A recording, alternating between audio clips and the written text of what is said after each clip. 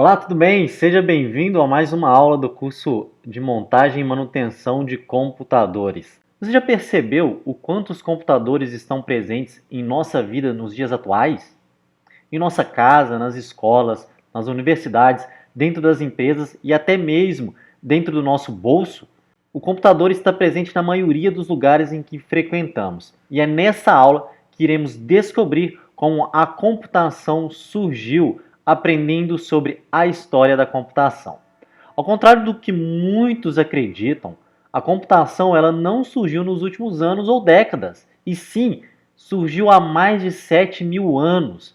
Muitos povos da antiguidade utilizavam diversas ferramentas para realizar cálculos. Os nossos antepassados, por exemplo, usavam pedras para realizar cálculos. A palavra computador, ela vem do verbo computar, que significa calcular, que por sua vez, a palavra cálculo deriva do latim calculus, que significa pedra. E assim, podemos pensar que a criação de computadores começa na Idade Antiga, já que a relação de contar já integrava os homens bem naquela época. Mas só em 1942 o termo informática foi criado. Esse termo é o neologismo de origem francesa, derivado da expressão Information Automatic, adotada por Philippe Dreyfus. Sendo assim, no decorrer dos anos, várias ferramentas elas foram sendo criadas para realizarem cálculos. Uma das primeiras máquinas de computar foi o ábaco, um instrumento mecânico de origem asiática criado no século V a.C. É uma espécie de calculadora que realizava operações algébricas. Era muito utilizado no dia a dia das pessoas, principalmente no comércio e no desenvolvimento de construções civis. O ábaco utiliza um sistema bastante simples e muito eficiente na resolução de problemas matemáticos. É basicamente um conjunto de varetas de formas paralelas que contém pequenas bolas para realizar a contagem. Durante vários séculos, o ábaco ele foi sendo aperfeiçoado, sendo a principal ferramenta de cálculo por muito tempo. Entretanto, os principais intelectuais da época do Renascimento, eles precisavam descobrir outras maneiras mais eficientes de efetuar cálculos. E em 1632, um padre inglês chamado William Oxford, ele criou uma tabela para a realização de multiplicações muito grandes, a regra de cálculo, como essa que você está vendo aí na imagem. Apesar de a regra de cálculo era ser útil, os valores presentes nela eram pré-definidos, o que não funcionava muito bem para calcular números que não estivessem presentes na tábua. E aí, pouco tempo depois, em 1642, o matemático francês Basile Pascal ele desenvolveu o que pode ser chamado de primeira calculadora mecânica da história, a máquina de Pascal, a Pasqualine. Para chegarmos no que hoje conhecemos como computador, várias descobertas e criações elas foram sendo desenvolvidas ao longo dos anos, passando por diversas transformações e se aperfeiçoando ao longo do tempo, acompanhando o avanço das áreas da matemática, engenharia e eletrônica. E é por isso que não existe somente um inventor da computação. Vamos ver alguns fatos históricos bastante importantes da computação. Em 4.000 anos antes de Cristo foram começadas as primeiras transações escritas. Em 2.000 antes de Cristo, o ábaco ele foi criado. Em 1642, Pascal cria a Pasqualine. Em 1854 é criado a álgebra booleana. Em 1880 é criado duas empresas que ajudaram muito na história da computação, a TMC e a IBM. E aí, em 1901, foi criado a máquina Alice, foi a precursora da máquina de contabilidade. Já em 1944, um dos primeiros grandes computadores foram criados, o Mark I. Logo depois veio o ENIAC, EDVAC, e assim algumas linguagens de programação. Em 1967 veio a linguagem Fortran, em 1964 a linguagem BASIC. E aí só em 1972 foi criada a primeira empresa de computação no Brasil, a Dismac. Agora que vimos alguns fatos importantes que aconteceram, vamos falar sobre os primeiros grandes computadores. Estes computadores surgiram na metade do século XX, são chamados computadores pré-modernos. Nessa época, vários computadores mecânicos foram desenvolvidos e, com o passar do tempo, componentes eletrônicos foram sendo adicionados aos seus projetos. A Segunda Guerra Mundial foi um grande incentivo no desenvolvimento de computadores, visto que as máquinas estavam se tornando mais úteis em tarefas de desencriptação de mensagens inimigas e a criação de armas mais inteligentes.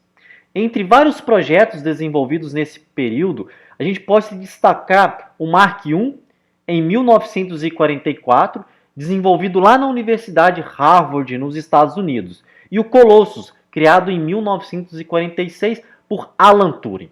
Para vocês terem uma ideia, o Mark I ele tinha mais ou menos 2,5 metros de altura, ele tinha 18 metros de comprimento, ele pesava 30 toneladas e tinha mais ou menos 750 mil partes e mais ou menos 700 quilômetros de cabo. Era um enorme computador. Aqui você pode ver algumas fotos que foram registradas do Mark I. Algumas pessoas até operando o Mark I. Aqui tem uma peça do Mark I no Museu dos Estados Unidos. Essa primeira geração de computadores ela foi marcada pela utilização de válvulas, que é bem similar a uma lâmpada fechada sem ar em seu interior, cuja finalidade era controlar o fluxo de elétrons. Os computadores na época utilizavam várias válvulas, o que era um problema grande, pois elas aqueciam muito rapidamente e queimavam com muita facilidade. Estes computadores possuíam dimensões enormes e utilizavam quilômetros de fios, chegando a atingir temperaturas muito elevadas, o que frequentemente causava problemas em seu funcionamento. A maioria dos programas era escrito na linguagem da máquina. As pessoas, através de cabo, elas tinham que conectar fazendo a sua programação. Então, caso, por exemplo, alguém quisesse fazer um cálculo de uma trajetória do míssil, ele precisava calcular exatamente através de cabo essa trajetória para que pudesse enviar o míssil. Em 1946 ocorreu uma revolução no mundo da computação com o lançamento do ENIAC. Ele foi desenvolvido pelos cientistas norte-americanos John Eckert e John McCready. Essa máquina era em torno de 1000 vezes mais rápida que qualquer outra máquina existente na época. A principal inovação foi a computação digital, muito superior aos projetos mecânicos analógicos desenvolvidos até então. Com o ENIAC, a maioria das operações eram realizadas sem a necessidade de movimentar peças de forma manual, e sim pela entrada de dados no painel de controle. Cada operação podia ser acessada através de configurações padrões de chaves e switches. O ENIAC ele era 1000 vezes mais rápido que o Mark I, mas ainda ele era muito grande. Ele tinha aproximadamente 170 metros quadrados, ele pesava 30 toneladas e tinha mais de 10 mil capacitores. Ele também tinha 18 mil válvulas, além de consumir cerca de 150 mil watts. É muita coisa. Aqui você pode ver alguns registros do ENIAC, pessoas operando. O interessante naquela época é que muitas das pessoas que operavam o ENIAC eram mulheres.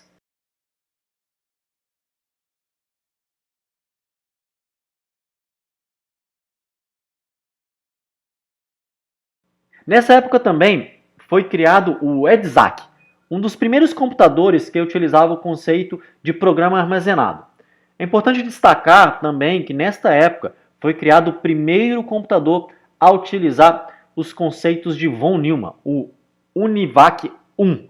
O UNIVAC ele foi produzido em escala comercial. Na época foram vendidos ao todo 15 unidades deste computador.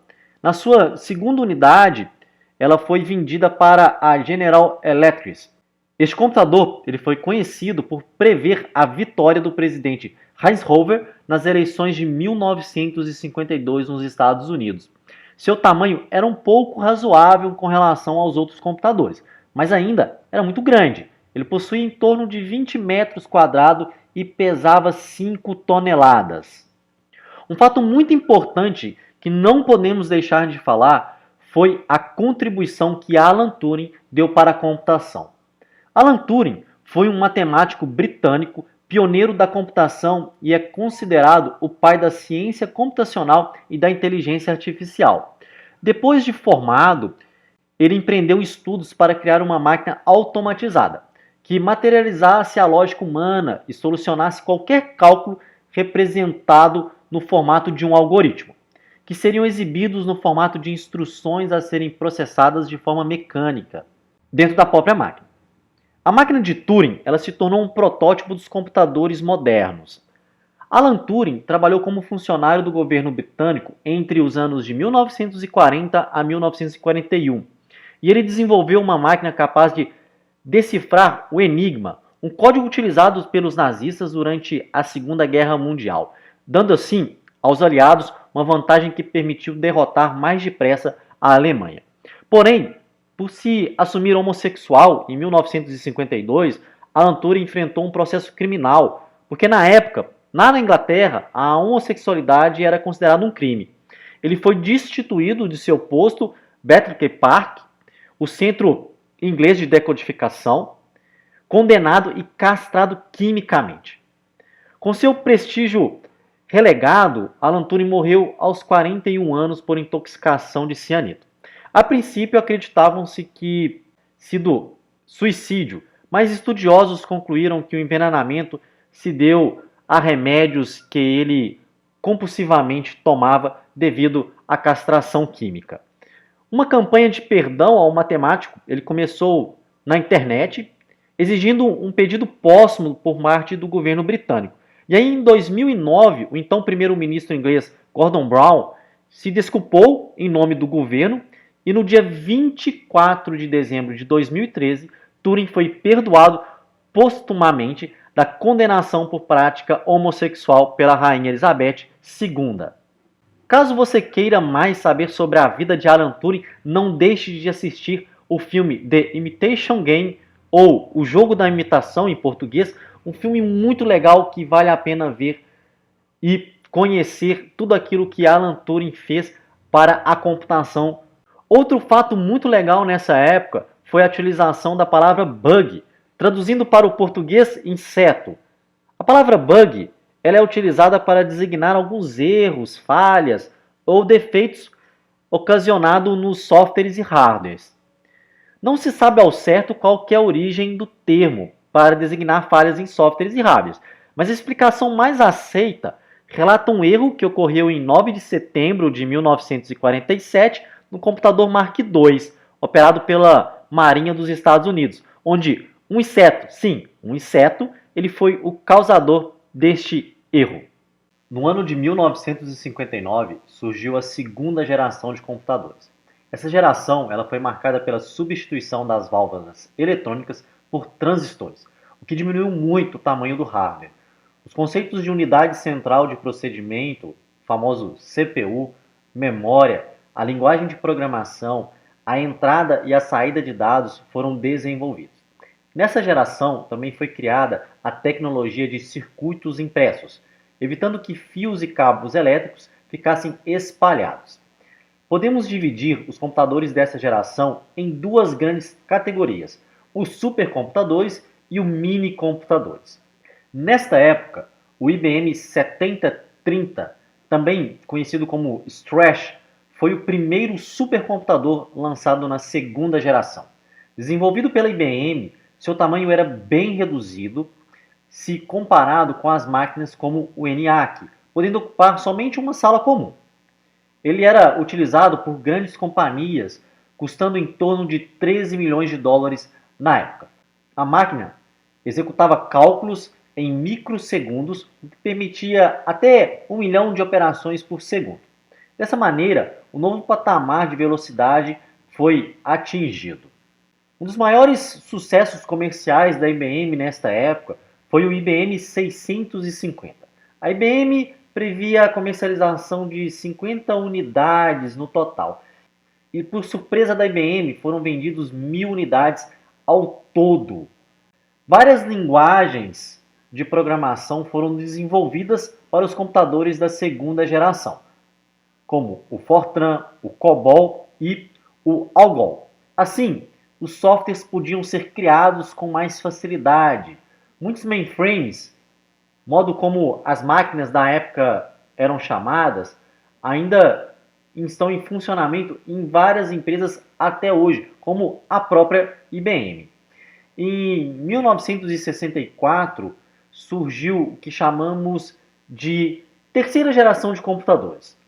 Os computadores dessa geração foram conhecidos pelo uso de circuitos integrados, que permitiram que uma mesma placa armazenasse vários circuitos que se comunicavam com hardwares distintos ao mesmo tempo.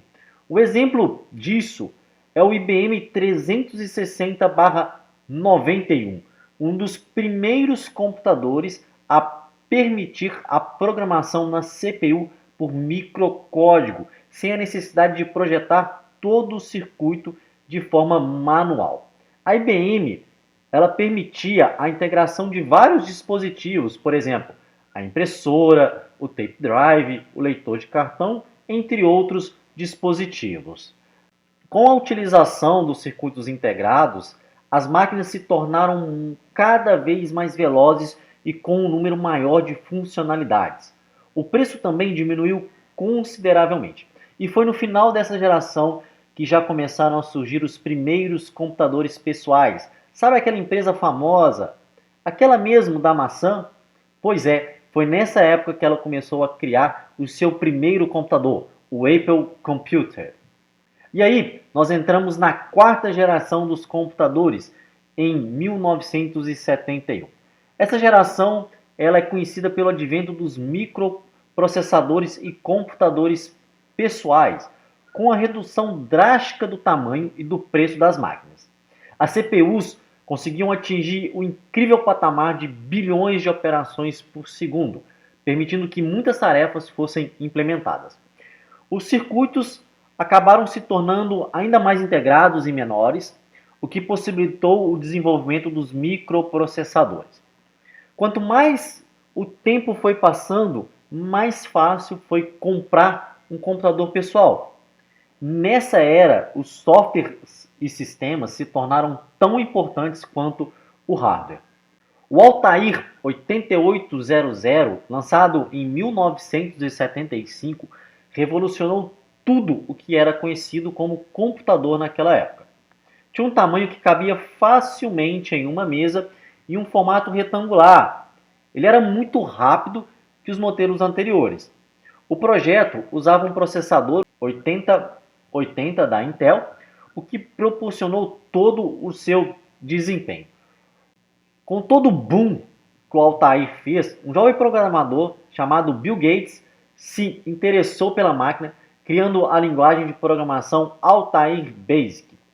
O computador funcionava com cartões de entrada e saída sem a interface gráfica propriamente dita. Em 1980, a IBM anunciou o seu primeiro computador pessoal, o Datamaster, o que possibilitou ainda mais a entrada dos computadores nas empresas. Porém, essa época também é conhecida pelos diversos problemas e dificuldades encontradas ao utilizar esses dispositivos. No final deste período, houve uma preocupação com a falta de qualidade no desenvolvimento dos softwares, visto que grande parte das empresas estava totalmente focada em desenvolver os hardwares. Geralmente, a informatização das empresas elas aconteciam sem qualquer planejamento. A troca de informações era realizada através de disquetes, não existia internet, os softwares e plataformas existentes na época não eram compatíveis entre si. Estes são somente alguns problemas entre vários outros que existiam na época. É bom destacar que nessa época não existia as famosas interfaces gráficas que nos ajudam e muito a utilizar os softwares hoje em dia. Tudo era feito através de comandos. Por exemplo, para editar um texto, usava o Word Star. Para fazer uma planilha, poderia utilizar o 4 ou o Lotus. O sistema mais operacional utilizado na época era o DOS, sistema operacional da Microsoft, onde tudo era feito a partir de comandos. Por exemplo, se você quisesse criar uma pasta dentro do seu computador, você deveria digitar um comando para isso. Na época, as pessoas precisavam decorar vários comandos para realizar tarefas que precisavam. Na tela você pode observar o DOS e algumas telas e comandos que eram executados. Enxergando o sucesso do Altair, Steve Jobs, ele mesmo, fundador da Apple, sentiu que faltava algo no projeto. Apesar de suas funcionalidades, o computador não era fácil de ser utilizado. E aí Jobs, conhecido também pelo seu lado artístico apurado, então, em sua opinião, um computador deveria apresentar de maneira gráfica o seu funcionamento, ao contrário de luzes que acendiam e apagavam. O Apple I foi lançado em 1976 e pode ser considerado o primeiro computador pessoal, pois acompanhava um pequeno monitor que exibia o que estava acontecendo no PC. Como o sucesso da máquina foi muito grande, em 1979 foi lançado o Apple II, que seguia a mesma ideia.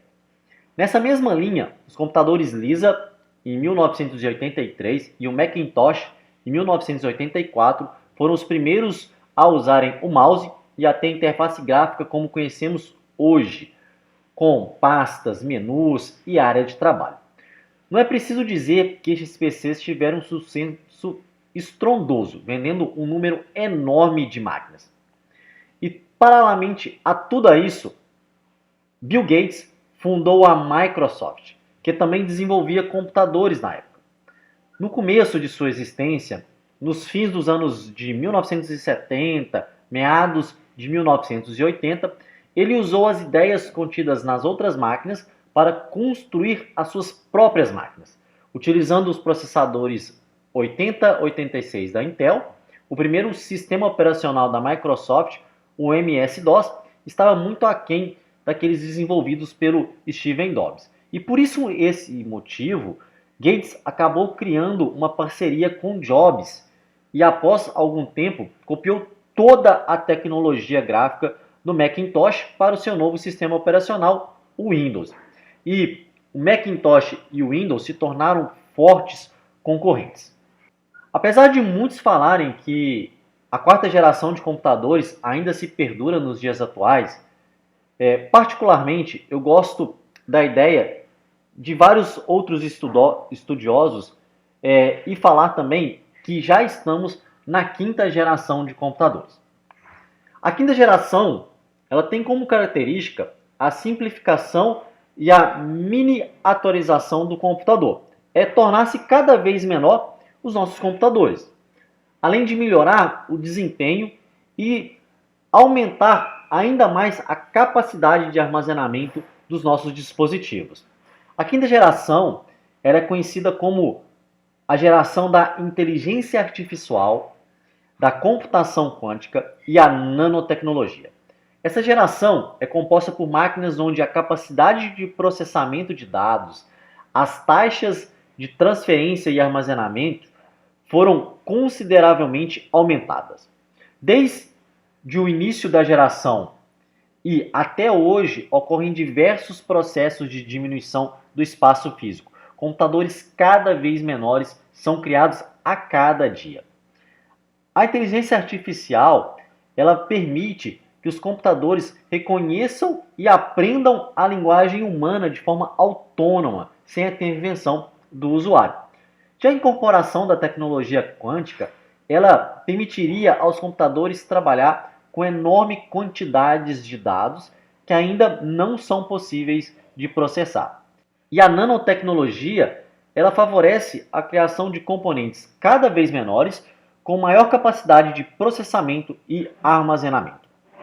A quinta geração de computadores é portátil e se caracteriza pelo fato de que a entrada e saída de dados podem ser feitas a partir do hardware, mas também a partir do reconhecimento de voz ou facial. Um exemplo de computadores de quinta geração são os próprios smartphones, que possuem maior capacidade de armazenamento e velocidade do que um computador de quarta geração. Além disso, são pequenos, têm ligação à internet e reconhecem a linguagem natural e as expressões faciais. Antes de nós terminarmos esta aula, vai algumas dicas de filmes para que você aprofunde e conheça ainda mais sobre a história da computação. A primeira dica é o filme Piratas do Vale do Silício, que mostra a rivalidade entre os grandes gênios da informática, Bill Gates e Steve Jobs, e o surgimento da microinformática em um mundo de computadores gigantes e restrições de acesso à informação. A segunda dica é o filme Jobs. Estrelado em 2013, ele conta a história de nada mais, nada menos que Steve Jobs, o fundador da Apple. Para quem gosta de rede social, vale a pena muito ver o filme que conta a história de Mark Zuckerberg, analista de sistema, graduado em Harvard, se senta na frente de um computador e começa a trabalhar em uma nova ideia e em apenas 6 anos e 500 milhões de amigos mais tarde, Zuckerberg se torna o mais jovem bilionário da história com o sucesso da rede social Facebook. Então vale a pena muito ver o filme A Rede Social, lançado aí em 2010. Outro filme muito interessante é A Teoria de Tudo, filme lançado em 2014 que conta a história do físico Stephen Hawking. Também não deixe de assistir o filme O Quinto Poder, lançado em 2013, que mostra a fundação do polêmico website Wikileaks. E por último, mas não menos importante, o filme Estrelas Além do Tempo, filme baseado em fatos reais, que conta a história de 3 cientistas negras que trabalham na NASA durante a década de 1960 e colaboram para a conquista espacial. É isso aí, nós vamos ficando por aqui. Eu espero que você tenha gostado. Um abraço e até a nossa próxima aula.